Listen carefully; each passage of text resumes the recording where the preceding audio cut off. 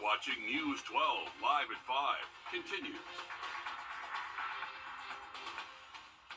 Well, some rainy weather is threatening to put a damper on the Halloween festivities, but it's not stopping everybody. Oh, it is not. We've got a live report for you on how trick-or-treating is going. It is in action as we speak. But first, we're going to check with First Alert Chief Meteorologist Riley Hale. Riley, how's it looking for the kiddos tonight? I think we have some good news in just a bit. All right, thanks for that, Riley. Still no sign of a Jefferson County inmate. He went missing Friday. 48-year-old Richard Sawyer was last seen Friday afternoon at Dukes Road and Kindon Road. Authorities say he was last seen Friday afternoon again, and we're told that he was on a tractor, something similar to what you would see on your screen, a 37,000-pound grader. So not exactly something small. Now, its maximum speed is only 27 miles an hour, but neither him nor the grader has been found as of tonight. He was serving time for several charges, including theft and possession of a firearm by a felon when he went missing. The Jefferson County Sheriff's Office tells us he was out on a job under their supervision training through a correctional department program. When they went to call roll, he was not there. The Southern District of the U.S. Marshals are leading the search for him. We have made calls to find out more updates of how he was able to escape, allowed out in the open, and more. Of course, we'll keep you posted. If you know anything about him or if you've even seen this grader, please call the police. Well, changes could be coming to how food trucks in Augusta operate. Today, Augusta commissioners approved a new rule that would require licensed food trucks to have an approved decal on their trucks to operate in the county. Now, this would make it easier to identify trucks that are approved to operate. Now, there would not be a penalty for not having a decal, but it would make it easier for the sheriff's office to investigate and identify trucks with that decal. Now, this will be voted on in the full commission next week. A doctor at Augusta University awarded a grant for his research by the Bill and Melinda Gates Foundation. Dr. Wrdw is researching how to better detect diseases with your breath. Now, this would be a non-invasive way to determine whether or not you have certain diseases. He would be measuring changes in your breath chemistry. We built the very first breath biopsy instrument, and in the breath biopsy instrument, essentially a person blows into the instrument. The chemical is captured on the substrate, we call subcap, and then it's injected into the mass spectrometer where we determine the biomarkers that we're interested in for the different disease states. Right now, the focus is on tuberculosis and malaria, but this technology could expand in the future. Dr. Wrdw says this device is the first ever FDA-approved breath device. Truly some amazing work here. Big congratulations to Dr. Wrdw and his team, and of course, getting that big research grant. It's amazing what science can do these days. It's pretty cool stuff. Well, live at 5, it's Halloween, and as the sun begins to set, trick-or-treaters are already getting in on that action. Alyssa Lyons out there in a witch costume. Yeah, so much fun. She's live in the Mitchell Park neighborhood in Columbia County. Alyssa, so jealous of your assignment tonight. How is the energy out there right now? I don't think anybody has a better assignment than me, Mayor. I'm living the dream here. There's so much candy, so much fun. Everybody's dressed up in costumes. We have a band of gorillas here. What made you guys want to dress up as gorillas? We're all best friends, so we decided to dress up as the same thing. Oh, so you just like went one and it was like buy one, get one, get one, get one, get one, and it all worked out, right? Yeah. So what kind of candy are we all hoping to get tonight? Twix. Twix? Are we going for like the little candy bars or like the big candy bars? Big. King size. King size. There we go. Okay. Tiny one. Are we gonna get? No, nobody wants the tiny ones. Are we gonna give any of our candy though to our parents? No. That helps us. Well, it seems like we have a general consensus. No parents are getting any candy this Halloween. Unless if it's carrots. Unless if it's carrots. Oh, no. There's something called the parent tax. And that is something that you pay as a kid when your parent takes you out trick-or-treating. There's a little bit, you know. Yeah, that's probably the best set of costumes Yeah, I've you seen. have to give them a little bit. I think my dad would go in and then steal all the Reese cups and then just not let us have any of our Reese cups. Because he wanted to make sure they were you gotta safe, give right? and take. Yeah. Yeah. Can you blame him? No, all the blame gummy them. bears. Those are one of the best. It's one of the best candy you can get out there. No It's gummy Reese's. bears are safe from my child's pumpkin. I'm just going to say that right They're now. my favorite. It's good. It's good to see a lot of kids out there. The rain kind of moving its way out, not putting a damper on things out there. So it's like a good crowd too. Good crowd and some good temperature out there. Absolutely. But, Yeah, thanks, so many Alyssa. kids have already walked through. Candy is definitely rolling through. Awesome. Thanks for that update there, Alyssa. Oh, so much fun. A lawsuit has been filed against the Atlanta Braves and 2021 World Series MVP. Now, the lawsuit alleges the team's former outfielder threw a baseball into the Truist Park crowd and struck a fan in the eye. Abby Casoris has the latest. Ticket terms and conditions state that when you buy a ticket to the Braves game, you assume the risk of personal injury. This includes batted balls and balls thrown in the stands. So we'll have to see how this court case plays out in Cobb County Superior Court. Just take a look at some of these images shared of Myra Norris's bandaged and injured eye. She claims that during the third game of the World Series 2 years ago, MVP Jorge Soler threw a ball with, quote, a great deal of force, hitting Norris. According to the lawsuit, Soler did not softly toss the ball into the stands and gave Norris no time to avoid the ball. She's now suing both Soler and the team for her medical bills and emotional damages. The Braves organization declined to comment, and we did reach out to Soler's agent. We'll let you know when we hear back. Outside of Truist Park, I'm Abby Casoris. Thanks, Abby. Developing this evening, a man is facing murder charges tonight after authorities say a body was found in a shallow grave behind a home in Augusta. 30-year-old Colby Smith was detained at the scene today on Hurd Avenue. The victim will be sent to the GBI labs for identification. One Eagle Scout in South Carolina finding purpose through helping other families heal. We'll have that story coming up after a short break. Riley? Well, we are expecting very cold temperatures over the next couple mornings. Wind chills down to the 20s and 30s. We'll have a look at that cold forecast just after break. Time and temp. Hey, I like that. Any weekend where we have any extra time, Absolutely. even if it's an hour, I'll take it. A South Carolina Eagle Scout is being honored by several families for his work cleaning up a historical cemetery. Zach Perlutsky shares how this all started.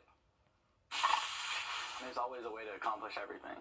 You just gotta work at it. The Forest Chapel CME Church Cemetery is the final resting place for hundreds, spanning centuries.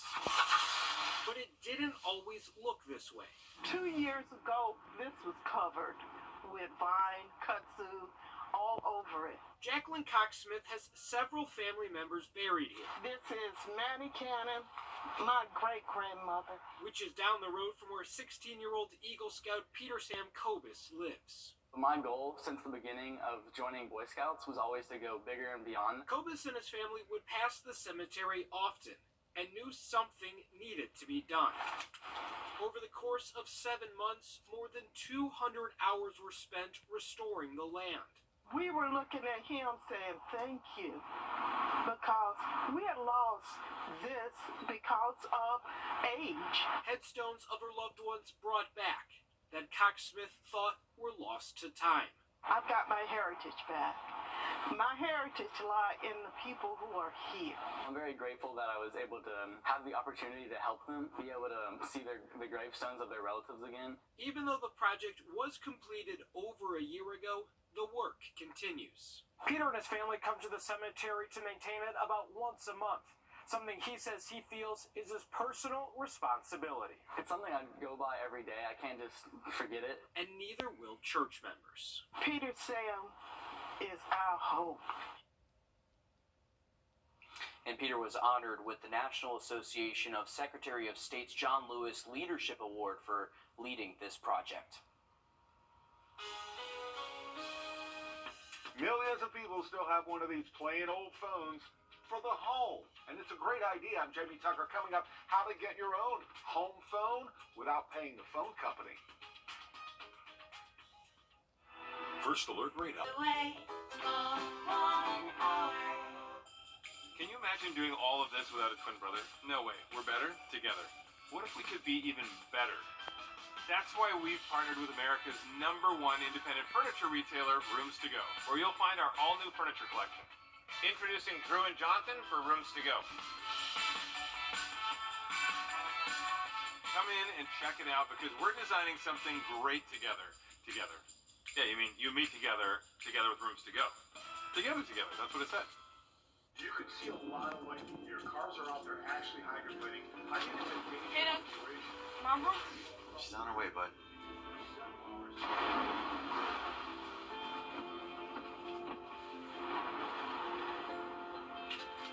Hey, hon. It's nasty out there. I'm glad you're home.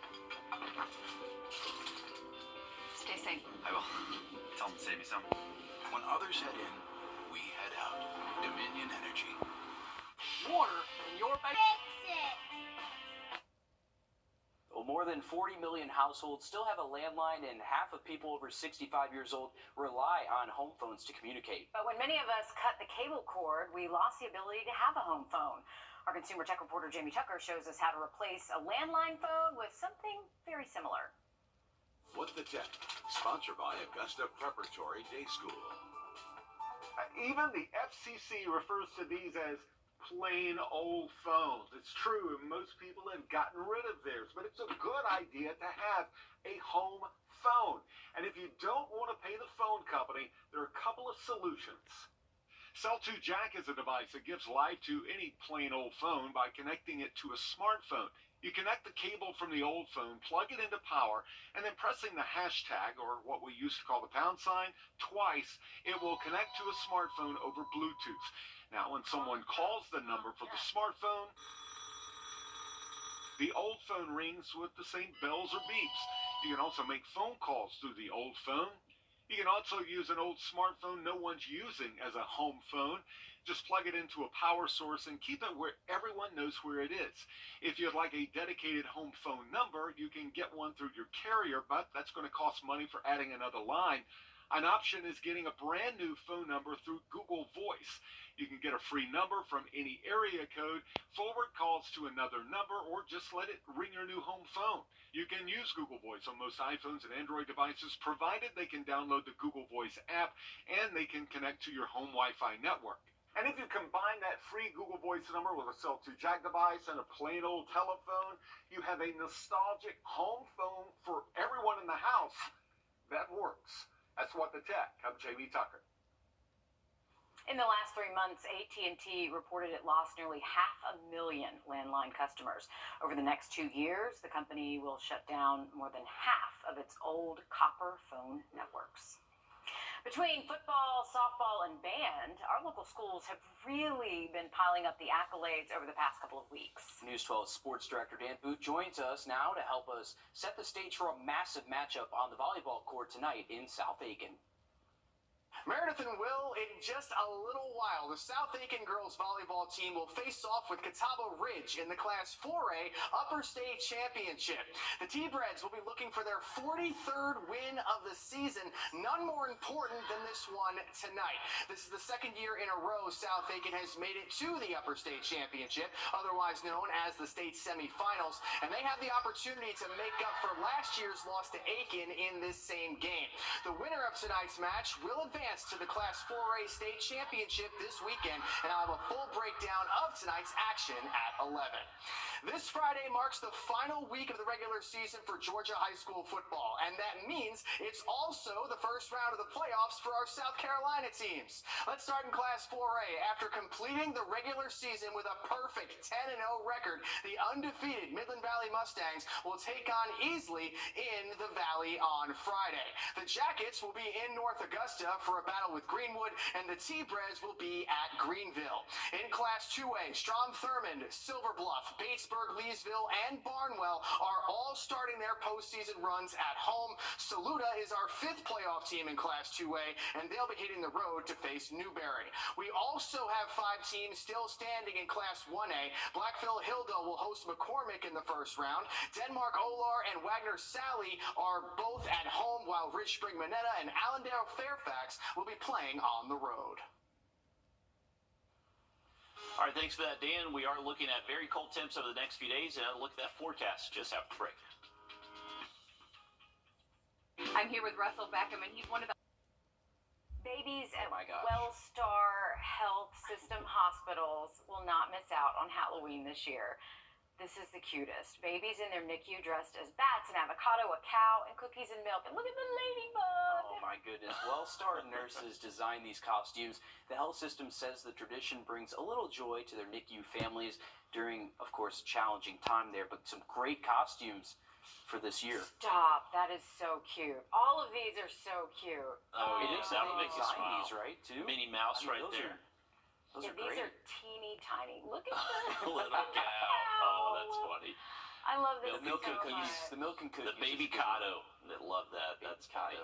Batman. That'll make you smile on a good Halloween. And luckily, the rain is moving out. If you're planning to do some trick-or-treating later this evening, there's not much rain left for us here in Augusta or Columbia County. Mainly going to be east of town once we get over the next hour or so. And actually starting to see some clearing. This is looking towards the western sky from our Thurman Dam cam. So that is the much drier air starting to head our way. Temperatures have cooled off a little bit. We're currently at 60 degrees. We have a good steady north wind at 10. So it is going to be a little bit cool out there this evening if you are heading out to do some trick-or-treating. Here's a look at our radar network. You can see this skinny line of light showers now moving south and east of the I-20 corridor. So once again, if you're here in Augusta, anywhere in Columbia County, even Aiken County, that rain should be exiting your area within the next 30 minutes or so. So looking better for trick-or-treaters out there tonight. Lots of sunshine in store Wednesday, Thursday, and Friday, but get ready for the coldest air so far this season. Waking up in the 30s Wednesday, upper 20s Thursday morning, and then we don't get back close to average until this weekend. All right, thanks, Riley. Happy Halloween to everyone. Stick with us. We have more news, weather, and sports coming up after a short break on News 12 at 6 o'clock.